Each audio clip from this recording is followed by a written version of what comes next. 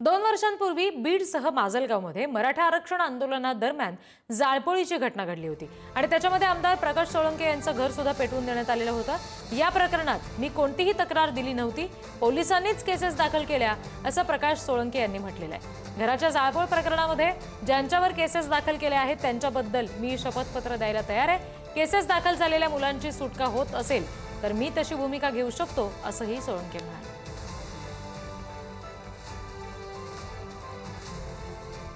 जाळपोळीनंतर स्वतःहून काही तक्रार दिलेली नाही। पोलिसांनीच त्यांच्या वतीनं ह्या केसेस दाखल केलेल्या आहेत।